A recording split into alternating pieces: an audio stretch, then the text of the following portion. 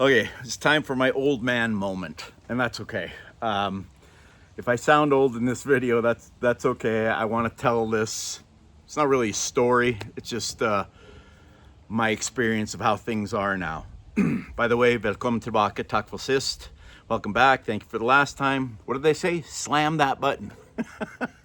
Thumbs up, subscribe, or if you hate it, I guess you can give me a thumbs down too. It's all you. I appreciate you watching regardless. So, I noticed this a couple summers ago.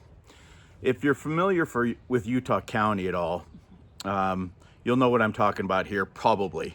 So, Provo Canyon is what you take basically from Provo/Orem up to Heber, Park City, Flaming Gorge, that kind of thing. And it's a gorgeous drive. I mean, it's just beautiful up in there. The Provo River is a really pretty river, very clear. We've floated it before on hot days. It's a cold river, even in the summer, even when it's 90 degrees out. But one thing I noticed a couple of years ago, it might be more than that, but there used to be a rope swinging out. There's a little dam towards the bottom of the canyon. And there was a rope swing that was there for decades. I'd see high school kids, college kids there for years and years and years in the summer. Nice hot day, they're out swinging in the rope swing and just having a blast, having a party, doing their thing, doing what young people do. I still love doing that kind of stuff, but I'm just a big kid. And then one day it was just gone. And I know what happened. I get it. It happened. It's happening all over the country. This thing with trying to be too safe. When people say safety first, in my opinion, you can disagree, that's a stupid thing to say. If safety was first, our speed limit would be 5 miles an hour all over the country, everywhere, highways, everything. 10 miles an hour. If safety was first, you would not have 80-mile-an-hour speed limits like we have here in Utah. You wouldn't have 30 mile an hour through residential zones. It'd be 5 miles an hour everywhere because safety is first. Now, I'm all for safety. Don't get me wrong. But lawyers have gotten involved. And if you're a lawyer, I apologize. I'm not slamming on your profession as a whole. I'm slamming on what's happening with this. And that's that we've become a very litigious society. People will sue over the stupidest things. You remember years ago, the woman that sued because her McDonald's coffee was too hot? It's coffee. I'm sorry, that's on you, but she got like $1 million. By the way, McDonald's coffee is still super hot, but I get one almost every day when I'm on the road. In fact, I do get one every day because hotel coffee sucks, and it's super hot. I put a little ice in it, just some common sense, or wait. But this rope swing disappeared, I guarantee, because somebody said it was unsafe, somebody's gonna sue us, somebody's gonna sue the city or the county, and so we can't have this fun thing that's been there for, who knows, 30, 40, 50 years. It was there when I was in college 40 some years ago. It's been there a long time.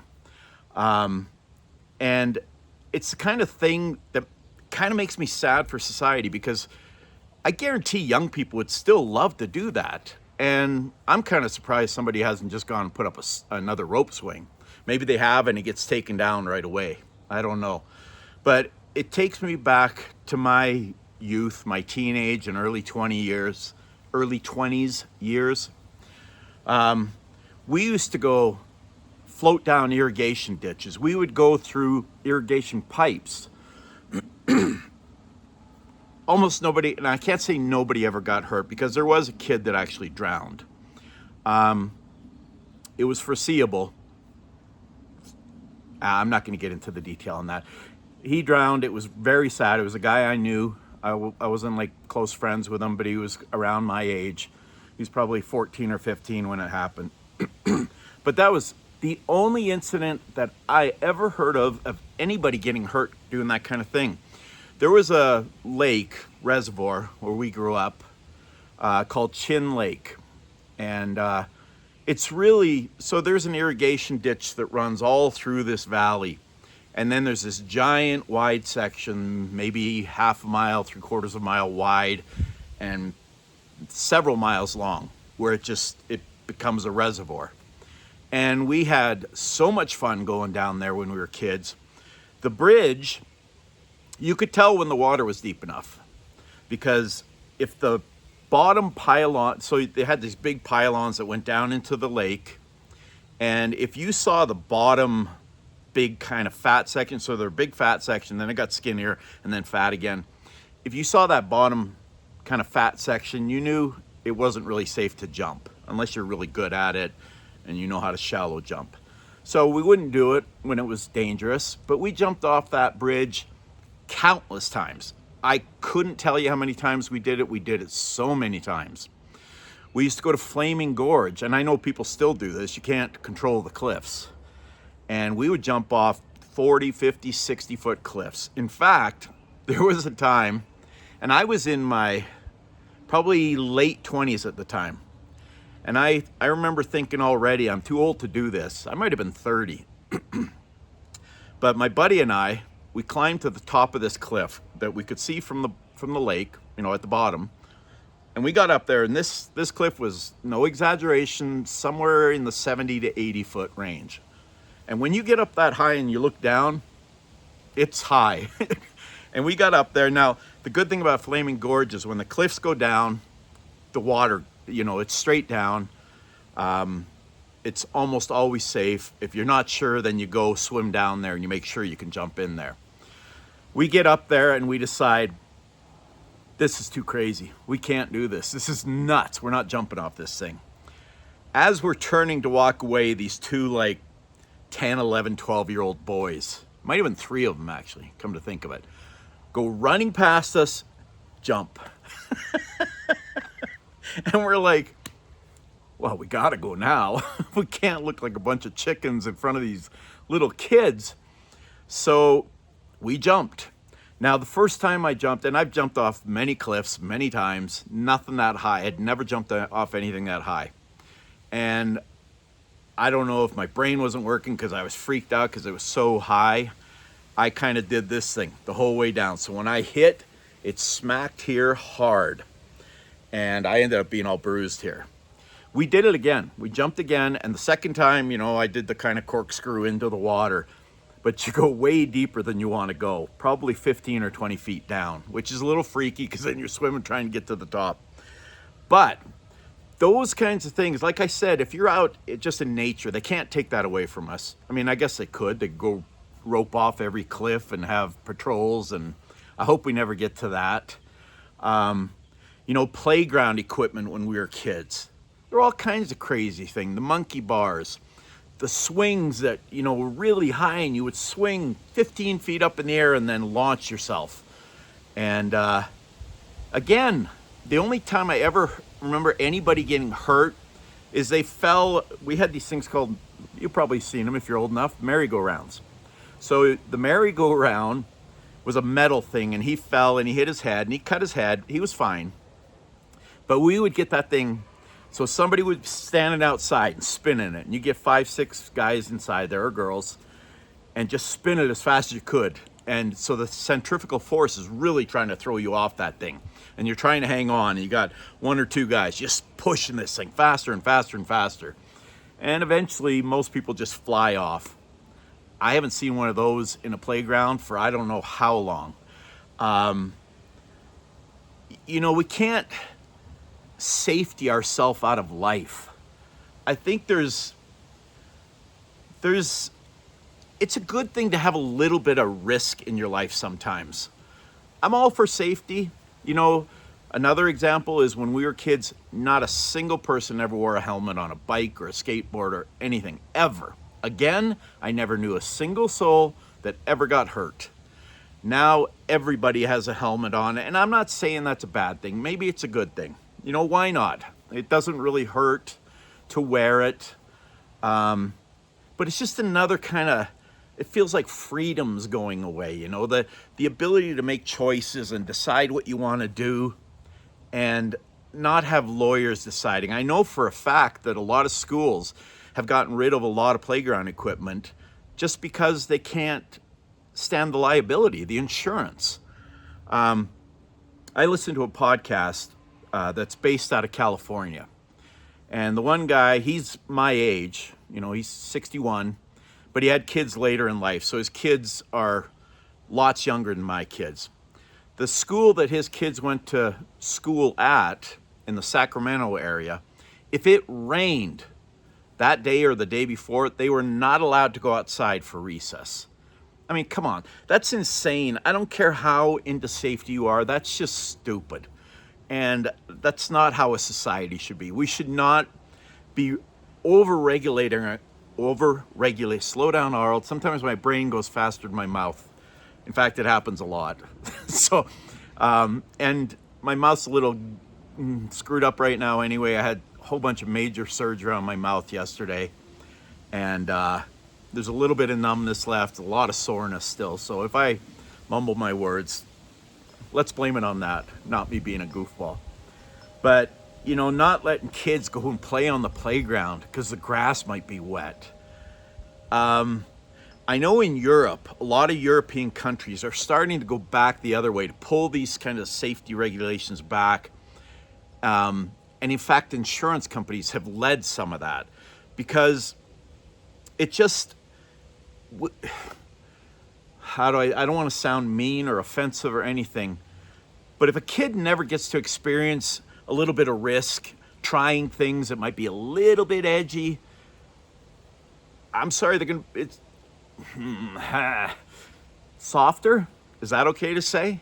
And I'm not saying all kids are soft. That's not what I'm saying. I'm just saying if you never have those opportunities, if you're not allowed to walk to the store, say a 10-year-old boy and his 8-year-old sister walk into the corner gas station to get a treat.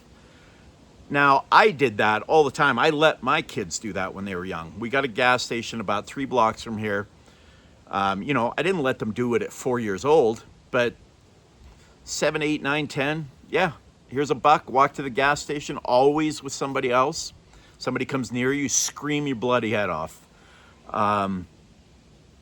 And when we were kids, it definitely wasn't a thing. Now I hear reports quite often about somebody calling the cops because they saw a 7-year-old and a 10-year-old walking by themselves.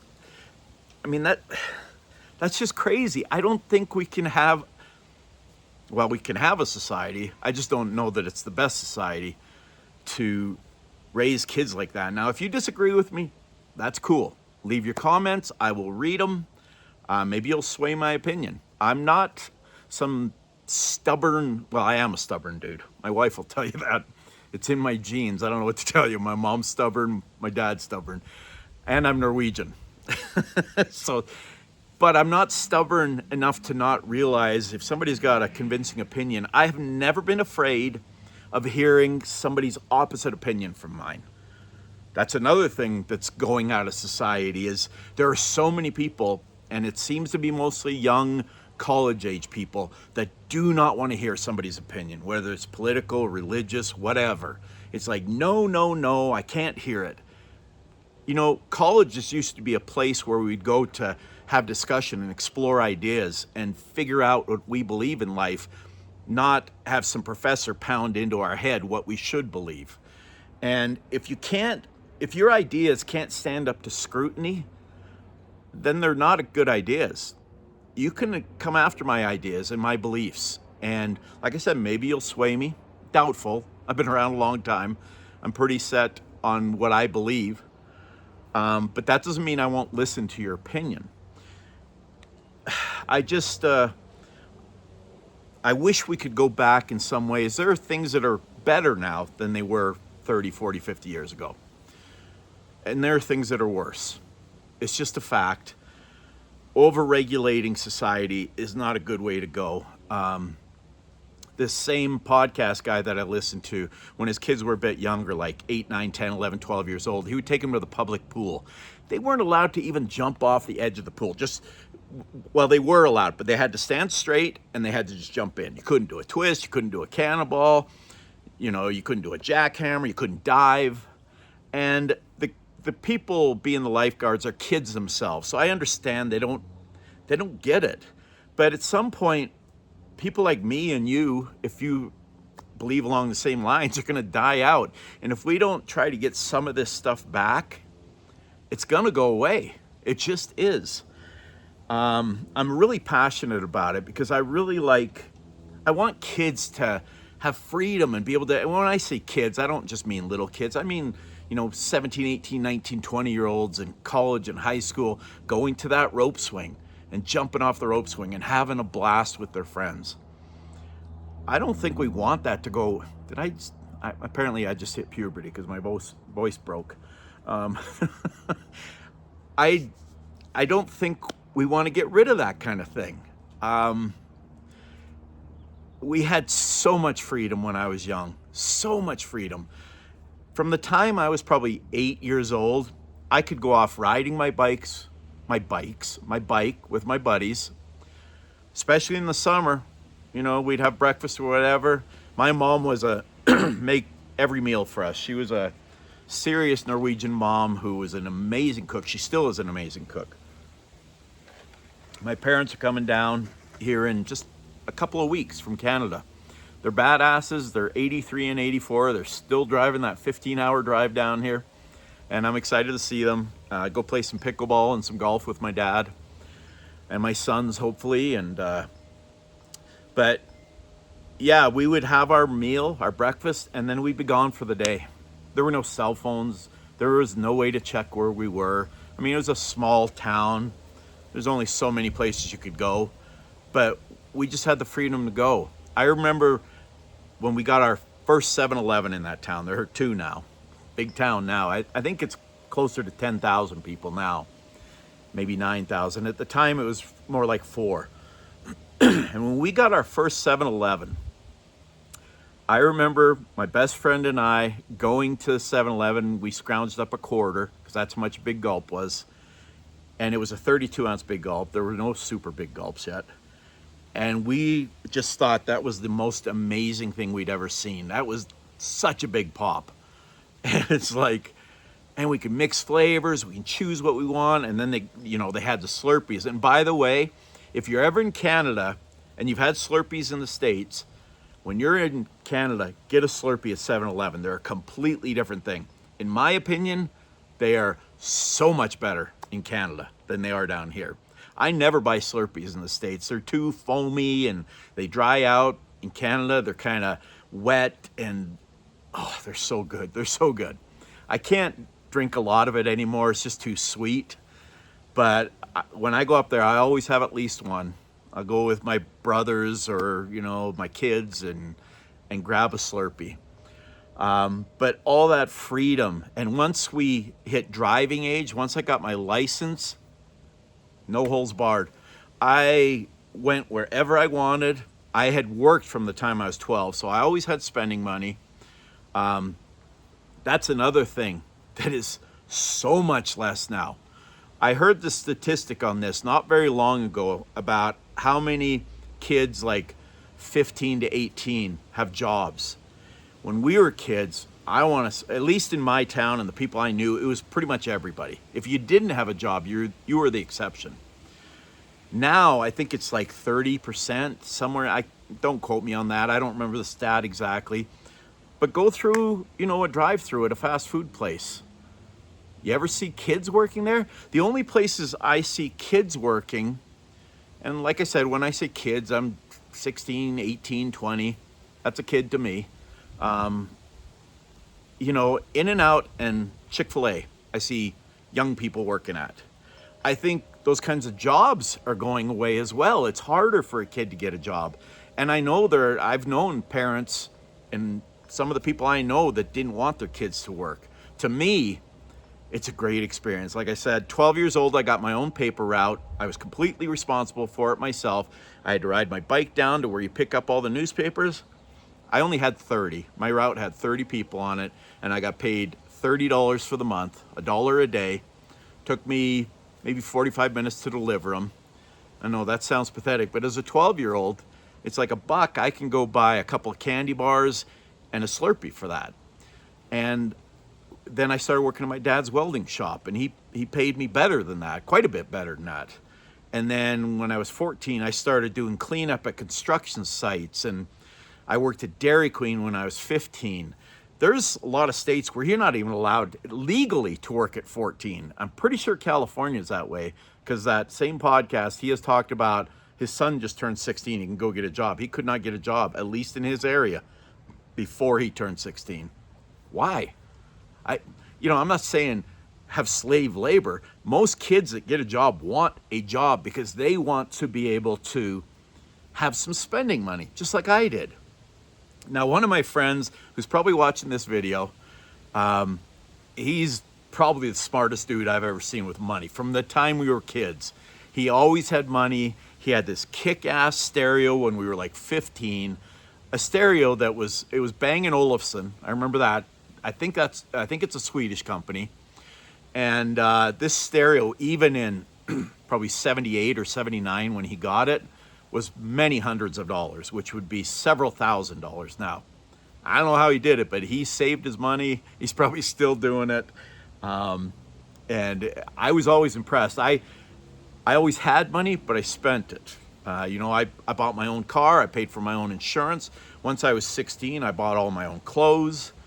I was very independent, even though I lived at home. I went to college when I was 17, and that's pretty much it. I was on my own. And I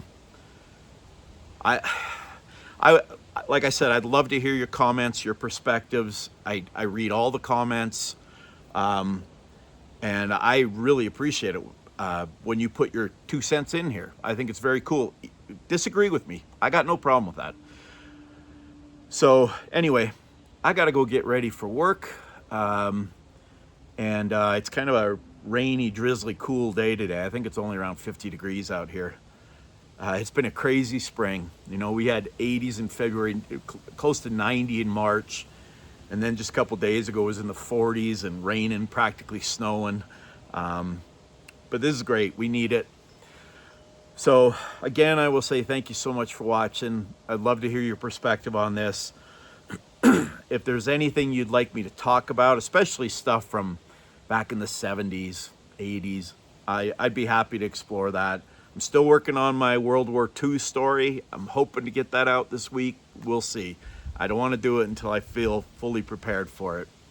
So thanks again for watching. I really appreciate it. I hope you all have a beautiful, blessed day.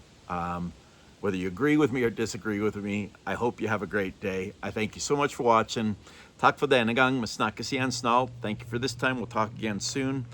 Peace. Love.